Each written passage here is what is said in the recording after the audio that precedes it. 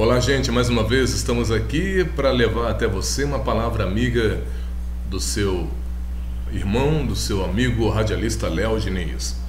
Dessa vez eu quero abordar um assunto que é muito curioso e que certa vez até quase que me atraiu. Eu estou falando sobre a seita chamada Testemunhas de Jeová.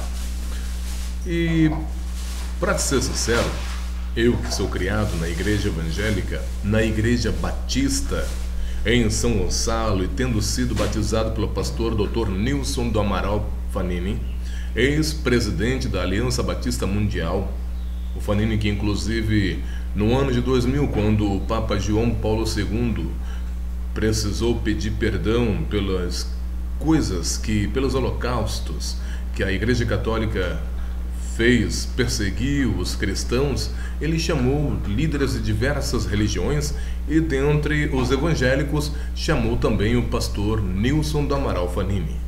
Enfim, tendo sido criado com boa educação cristã, mesmo assim, certa vez, quando eu tinha mais ou menos os meus 12, 13 anos de idade, eu quase fui atraído por esta rede de enganadores, chamada Testemunhas de Jeová.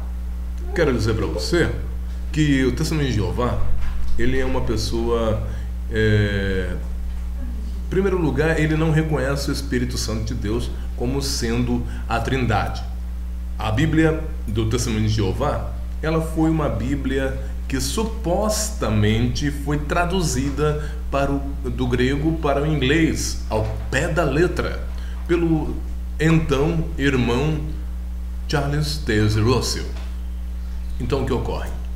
Ele pegou aquela Bíblia e as partes que ele não gostava, ele simplesmente deixou de colocar. Tem partes no Novo Testamento que dizem eles que não foram colocadas no texto original. Mas se você quer uma dica, eu te dou. O Frei Battistini, veja bem, Frei Battistini escreveu um livro chamado A Igreja do Deus Vivo. Não tenho muita coisa contra a Igreja Católica, não. Eu considero os católicos muito mais meus irmãos do que os Testemunhos de Jeová. Me desculpe minha sinceridade. O problema é que eles adoram imagens. Mas o nosso Deus é o Deus verdadeiro. E o nosso Senhor Jesus, Ele é o único que merece ser louvado, amado, adorado, entronizado, enfim. Pois, como diz na Bíblia, na primeira epístola de Timóteo, capítulo 2, versículo 5, tanto na Bíblia Católica quanto na Bíblia Evangélica de João Ferreira de Almeida, você pode ver que está escrito: só há um mediador entre Deus e os homens, Cristo Jesus, homem, o qual entregou-se por si mesmo em resgate de muitos. Existem pessoas que levantam também outra bandeira, que é a predestinação. Eu acho isso, sinceramente, me perdoe, me desculpe a minha sinceridade, mas uma perda de tempo muito grande, porque é lógico, meu amado e minha amada, que na onisciência do Pai existe a predestinação. Até mesmo no livro de Provérbios, capítulo 16, você pode ver que no versículo 4, Provérbios 16, 4, está escrito que Deus fez todas as coisas para os seus determinados fins, até mesmo o ímpio para o dia do mal. Portanto, eu quero deixar claro também que no livro do Frei Battistini, intitulado A Igreja do Deus Vivo, existe um capítulo todo dedicado aos Testemunhas de Jeová. Portanto, meu amigo, minha amiga, se você quer detalhes sobre essa seita, e veja, ele não foi preso, ninguém condenou ele, ninguém processou ele, está escrito lá, está escrito tudo lá. Você vai ficar sabendo de tudo, sobre quem foi Charles Taze Russell, quem foi Rutherford, Rutherford, ele construiu um palácio enorme, uma coisa gigantesca. Para quê? Para os patriarcas da fé, porque segundo ele tinha sido avisado que eles ressuscitariam e iriam morar naquele palácio. É verdade, morariam naquele palácio. Isso há muitos e muitos e muitos anos atrás. Mas eles não ressuscitaram. Claro que não. O único que ressuscitou é o Senhor Jesus. Não ressuscitaram, não foram morar. Aí o Rutherford falou assim, ó, enquanto eles não ressuscitam, eu e minha família, a gente vai morar nesse palácio aqui, tá bom? Isso está escrito, isso está registrado na história. Mas o que eu quero dizer agora para você é sobre um blog chamado marli.spaceblog.com.br. Eu vou ler para você o que essa moça fala. São palavras dela. marli.spaceblog.com.br. Por coincidência, é o mesmo Spaceblog, né, que tem lá o meu blog, radialistaleodiniz.spaceblog.com.br. Bacana isso. Bom, ela diz assim: fui membro desta organização de origem americana por cerca de 15 anos. Ia de casa em casa aos domingos pela manhã, fui servo ministerial, um cargo de confiança dentro da organização e durante todos estes anos acreditava piamente estar servindo a Deus. Em 2004, através da internet, descobri a verdade sobre esta pseudo-religião. Esta usa de táticas de controle da mente, usadas por seitas e cultos exclusivistas. Posso abrir um parênteses aqui?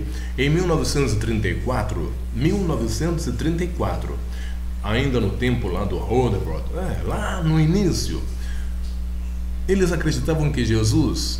existe um livro chamado La Creación, não saiu em português, apenas em espanhol. Eles acreditavam que Jesus tinha sido pendurado numa cruz.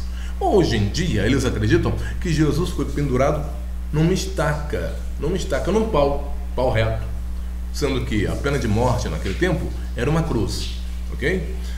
Bom, vamos voltar. Esta é a introdução básica de todas as testemunhas. Eles falam assim, ó: bom dia, estamos fazendo visitas aos seus vizinhos e gostaríamos de falar um pouquinho com o senhor, com a senhora, sobre a Bíblia. Se você disser que já tem religião, eles prontamente dizem que não importa, pois o que querem é falar sobre a Bíblia e não sobre religião. Caso os permita falar, o discurso também é padrão. Falam primeiro sobre como a situação do mundo está ruim e tende a piorar e esperam que você concorde com eles. Em segundo, perguntam se você tem esperança de um dia a situação mundial melhorar. A sua resposta neste assunto, sinceramente, para eles, é indiferente. Em terceiro, mostram textos na Bíblia que apontam para o reino de Deus, aquele mencionado no Pai Nosso, como a solução dos problemas para o mundo. Em quarto lugar, falam sobre um breve novo mundo em forma de paraíso na Terra, sem mortes, violência e tudo de bom. Em quinto lugar, você terá que estudar a Bíblia com eles para saber o que fazer para herdar este paraíso. Aí eles citam João 17, versículo 3. Em sexto lugar, deixarão uma revista ou livro com você e tentarão marcar uma revisita para a próxima semana. O objetivo é tentar iniciar um estudo bíblico semanal a domicílio com você. O que eles não dizem para você? Primeiro, eles obedecem um grupo de 13 homens residentes em Brooklyn. Interessante, né? 13 homens, número 13, hein? Residentes em Brooklyn, Estados Unidos, o qual chamam de escravo fiel e discreto. Todas as ordens desses homens são encaradas como vindas do próprio Deus. Acreditam que esses homens são inspirados pelo Espírito Santo.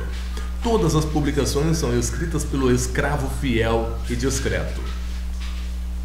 Em segundo lugar, estes homens proclamaram o fim do mundo em 1914. Não acabou. Em 1925 e 1975, apenas para citar algumas datas, houve muito mais profecias falsas. No final deste artigo tem uma relação de links na internet que falam sobre isso. Portanto, eu estou lendo, não é verdade? E no final eu vou te dar aí uns links. Terceiro lugar, qualquer uma testemunha de Jeová que discorde de quaisquer ensinos do escravo é excomungada, ou como dizem, desassociada e ninguém poderá mais conversar com esta pessoa, nem mesmo cumprimentá-la com um oi. Até mesmo se for parente, deverão ter o mínimo de contato possível. Para eles, todos os que não são testemunhas de Jeová pertencem à religião falsa dirigida por Satanás e serão destruídos no Armagedon. Caso não aceitem se tornar testemunhas de Jeová, eles são atualmente em 6 milhões, ou seja, 0,01% da humanidade. No entanto, acreditam que os 99,9% restantes serão destruídos caso o fim do mundo viesse hoje.